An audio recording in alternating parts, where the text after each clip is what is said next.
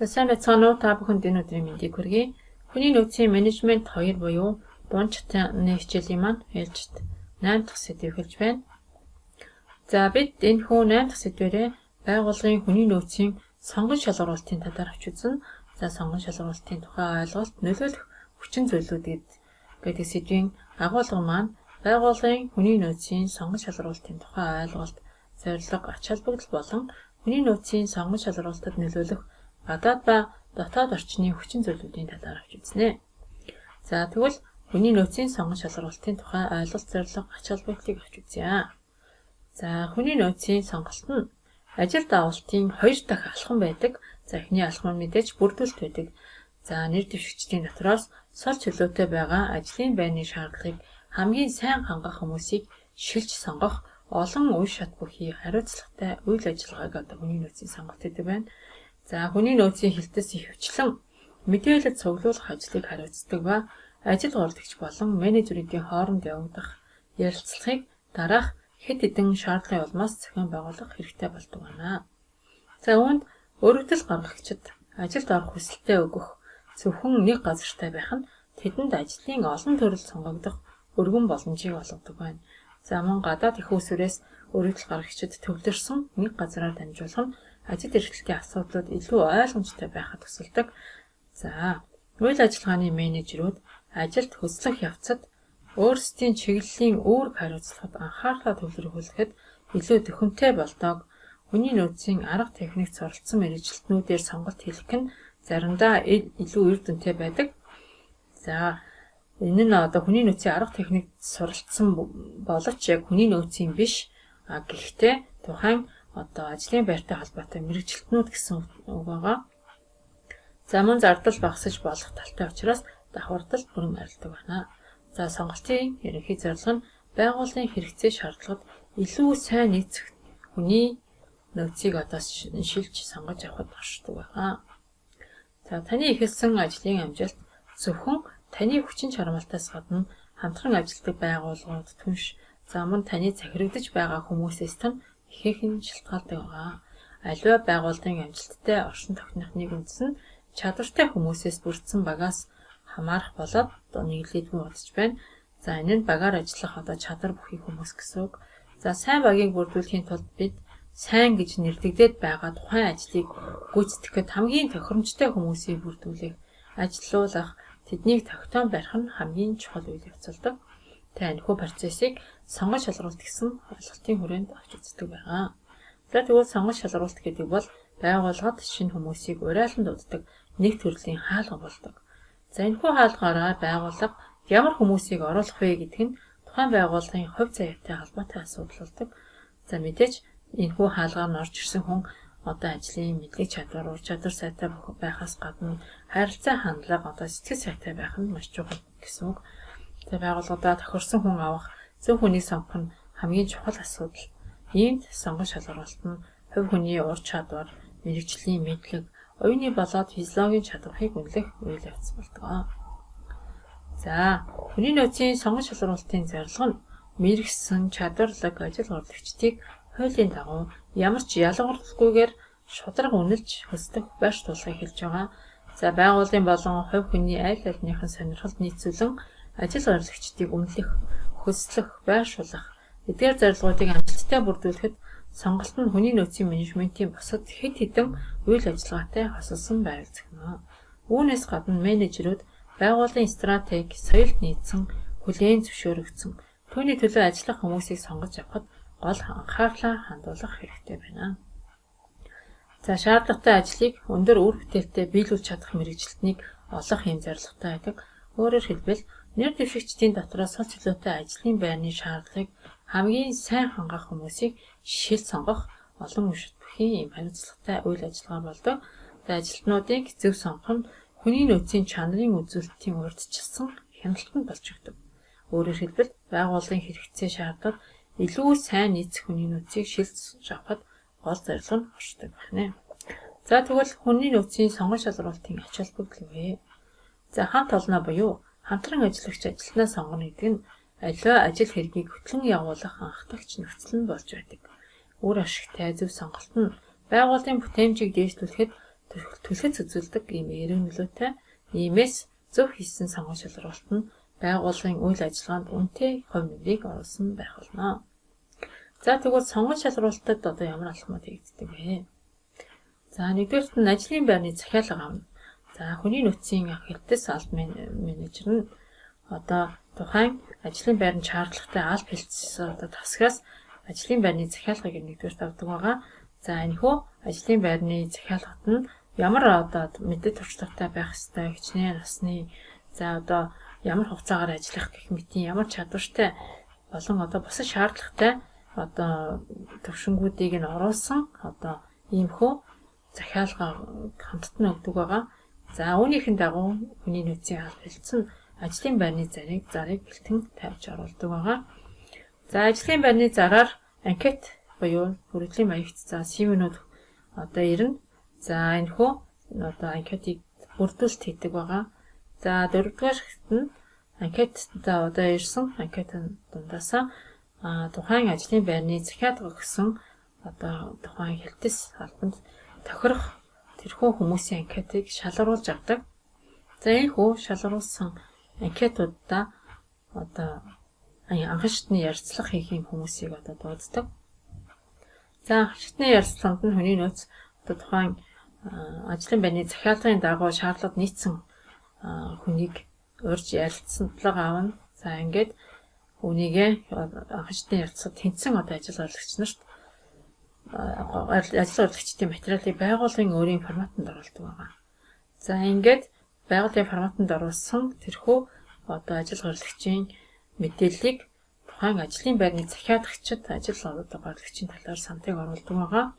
За тухайн ажлын байрны захиалагч нь одоо 10 анкетнаас 3 одоо ажлын байран дээр ажилтан авах байлаа гэж бодоход тухайн 10 хүнтэй эцсийн шатны ярилцлагыг хийдэг. За ингээд эцсийн шатны ярилцсан тэнцсэн одоо 3 хүн заавал байх ёстой. За мэдээж тэрнээс 3-аас илүү хүн байх боломжтой. Эсвэл одоо бас тэнцэх ганц 2 хүн байх боломжтой. За ингээд ажлын сандыг тавьдаг байгаа. За ажлын сандыг тавьсны дараа тухайн одоо ажилд нэр дэвшигч буюу ажил хоригч маа тэрхүү компанийг одоо цалин хөлс болон одоо ажлын орчин нөхцөл гэх мэт нь тухайн хүнд одоо санаанд нийцэхгүй одоо тэр хүнд таалагдахгүй байгаа тохиолдолд энэхүү ажлын байрыг одоо архиж авах боломжтой байдаг учраас жишээ нь 3 хүн одоо ажилд авах ёстой байталтаар хайж 5 хүнийг одоо энд шалгаруулж авч үлдэж эцсийн шатны ярилцлаганд тэнцвүүлэх ёстой гэж үздэг. За ажилд авах санд тавьсны дараа мэдээж ажил орсны дараах процесс буюу одоо хөдөлмөрийн бусад хууль эрх зүйн асуудлууд одоо ордог байгаа. За хоёрдугаарт нь тэгвэл хүний нөөцийн сонгон шалралтад нөлөөлөх гадаад болон дотоод орчны хүчин зүйлүүдийн талаар авч үзье. За тэгвэл хүний нөөцийн сонгон шалралт гэдэг хүний нөөцийн менежментийн одоо дэд салбаруудаас байгууллагын бас гадны хүмүүст зориулан явагддаг цорын ганц үйл явц байгаа. За хүний нөөцтэй холбоотой бүхэл үйл ажиллагаанууд дотроос хүний нөөцийн сонгон шалралт нь байгууллагын дотоод ажилчид бас одоо гадны хүмүүс зориулан явагддаг ийм үйл ажиллагаа гэсэн. За энэ нь аж ахуйн нэгж байгууллагууд нийгмийн нэг жидэг утгаараа гадагшаа нийгэмтэй харилцах бас нэгэн сувг болж өгдөг. Сонгон шалралтын явцад үүсдэг асуудлууд зөвхөн байгууллагын дотоод асуудал байгаа зогсохгүй нийгмийн асуудал болгон хувирч улмаар тухайн компани түүний бүтээгдэхүүн үйлчилгээний талаарх нийгмийн ойлголтод ихээхэн нөлөө үзүүлж байдаг. Тиймээс сонгон шалралтыг хийхдээ нийгмийн өөрчлөлтийг соргох тусган авч гаднаас нөлөөлөх хүчин зүйлсийг тооцоолон өөрчлөлт шинжилтийн тэргүүнд алхаж чадвал нийгэмд хүндтэй байр суурийг одоо эзэлж байртан дагуулахаас гадна хамгийн чухал нь байгууллагынхаа үйл ажиллагаанд үнэтэй хувь нэмрийг оруулсан байх болно. За тэгвэл сонгон шалралтад нөлөөлөх гадаад орчны хүчин зүйлд юу хамрагддаг вэ? За нийгэм эдийн засгийн байдлаас үүдэлтэй ажлын байрны хомсдол нь байнга өндөр хувьтай гарах болсон залуу үеийнхний ажил үйлдэл за мөн нийгэмд өргөн тархсан боловсролын зэрэг дэв төгссөн сургуулиар ялгуурлах байдал ажил хайж байгаа залуусын онцгой шаардлагагүй сертификат үнэмлэх цуглуулах зэрэг нийгэмд гарч байгаа зардлыг багасгаж улс орныхоо өрсөлдөх чадварыг сайжруулах гэсэн бодлогыг төр засгаас мөн хэрэгжүүлэх болсон. За энэ нь эцсийн дүнд аж ахуй нэгж байгууллагуудын зорж байгаа зөв хүнийг сонгож шалгаруулах бодлоготой чадвар бэлдэж байгаа хэрэг юм аа. За мөн нийгмийн үнэт зүйл болох шударга ёс, ил тод байдлын талаар онцгойлон яригдах болж сайн ажилтан авах нь сонгож шалгаруулалтын эцсийн шатнд яригдах бас явцын дунд шударга ёс, ил тод байдлын хэм хэмжээг хэрхэн сахин биелүүлэхээс ихээхэн хамаарна. Энэ нь ажилгүйдэл хямралаас болж ажил горилогч нар сонгож шалгаруулалтын дүнд эргэлзэх болсноос үүдэлтэй ийм хэдий ч нийгэм иргэдийн мэдлэг ойлголт төлөвшөж хөгжөхөд заашгүй дайрч өнгөрөх ийм үе шат болдог. За сонгож шалгаруулалт нөлөөлөх тэгвэл дотоод орчны хүчин зүйлүүдэд юу хамаарах вэ? За дотоод орчны хүчин зүйлд хүмүүсийг өөртөө байгуулахад хэрхэн татах вэ? За хүний нөөцийн сонгож шалгаруулалтын ажилтан ямар их үйл ажиллагаануудыг явуулах вэ? За мөн ажилтны загвар ур чадваруудыг тухайн байгууллагад ажиллаж байгаа хүмүүсээ тодорхойлох ийм үйл ажиллагаанууд ордог. За хүмүүсийг өөрийн байгууллагад татах. Ажил ордогчид цалин хөлс, сан гамж, хөгжих боломж, байгууллагын имиж, соёл зэрэгт анхаарлаа хандуулдаг. За ер нь бол сонгож шалгаруулалтын брэндэд сонгож шалгаруулалтын систем нь чухал нөлөө үзүүлж байдаг. За өөрөөр хэлбэл сонгож шалгаруулалтын тухай журмыг хуулийн дагуу боловсруулж батлуулна. За энэхүү боловсруулсан журмынхаа дагуу сонгож шалгаруулалтыг хийдэг байгаа. За энэ нь сонгож шалгаруулалтын брэндэд хийх чухал нөлөө үзүүлдэг байгаа. За ажил оролцогчид байгууллагын дотоод системийн талаар нарийн тодорхой мэдээлэлтэй байдаггүй учраас сонгож шалгаруулалтын үйл явцыг өөрийн туршлагаар эсвэл найз нөхдийнхөө ярьснаар төсөөлж тэр нь явсаар тухайн байгууллагын сонгож шалгаруулалтын брэнд буюу имижид нөлөөлсөн байдаг. За энэ хүү ам данчаас гадна нийтийн сүлжээний олон хэрэгслээр дамжуулан сонгож шалгаруулалтын тухай мэдээлэл шууд бус ажил горилагч нарт маш хурдтай тархаж байдаг учраас сонгож шалгаруулалтын үйл ажиллагааныхаа талаар эерэг ойлголтыг төрүүлэх брэнд чанараа хадгалснаар чадварлаг ажилтнуудын сонирхлыг татах бөгөөд энэхүү шаардлага улам бүр нэмэгцээр байгаа нэлээ. За тэгвэл сонгож шалгаруулалтын ажилтан нь сайн ажилтан олж авах нь чухал болсон энэ үед сонгож шалгаруулалтыг оновчтой хийх нь юунаас илүү чухал болсон. Гэтэл ажилтан сонгож шалгаруулалтад авах ажлыг жил бүр зохион байгуулагддаг энгийн нэг тэмдэглэлт үед ажиллагаа гэж үздэг байгууллага хүмүүс цөөнгүй байдаг. За үүний хамгийн тод жишээлбэл байгууллагада албан тушаалаар хамгийн бага туршлагагүй ажилтнуудаа сонгож шалгаруулалтын ажилтан болгодог. За мөн ажилтан шалгаруулж авахд зарцуулах нөөц болцоо хөрөнгө мөнгө байхгүй гэсэн ийм шалтгаан тоочтой газрууд сонгож шалгаруулалтын бодит үр ашгийг бүрэн ойлгоогүй байгааг илэрхийлж байгаа. За ажил горилагчдыг хангалттай сайн үнэлж дүгнэлгүй шууд ажилд авах нь ирээдүйд ямар нэгэн асуудал дагуулах магадлалыг ихсгэх нь тодорхой. Тиймээс сонгож шалгаруулалтын үйл явцыг сайжруулахад ашигладаг байна. За өөрөөр хэлбэл сонгож шалгаруулалтын ажилтан нь маш сайн ажилтан байж тухайн ажилд ур чадвартай ажилтнуудыг авах шаардлагатай байна. За ажилтны загвар ур чадварыг хэрхэн тодорхойлох вэ?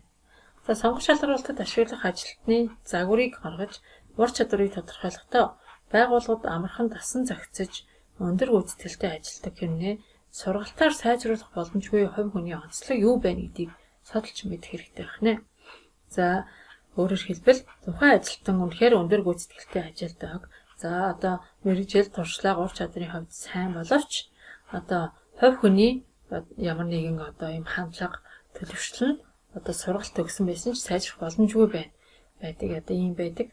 Ийм тохиолдолд бас тухайн ажилтны ажлын гарцад муугаар нөлөөлдөг эсвэл багаар ажиллах багийн амжилтад сөргөөр нөлөөлдөг байгаа. За тухайн ажилтныг дотоодоос ажилтан албан тушаал дэвшүүлэх тохиолдолд энэхүү сургалтаар ч гэсэн сайжрах боломжгүй ямар онцлог байгаа талаар судалж мэдэх юм шаардлагатай болдог. За хоёрт нь ажилтны загвар болон ур чадварын тодорхойлолтоор гарсан зүйлсийг дүгнэхдээ үүнд тохирох сонгож шалгаруулалтын оновчтой аргачлал аль вэ гэдгийг тогтоом зөв ашиглах хэрэгтэй байдаг. За тухайн ажлын байртай холбоотой сонгож шалгаруулалтын ажиллагаанууд янз бүрээр явагддаг байгаа. За дотоодоос ажилтныг сонгож шалгаруулж байгаа тохиолдолд аль оновчтой зөв аргыг нь мэдээж ашиглах нь чухал байгаа.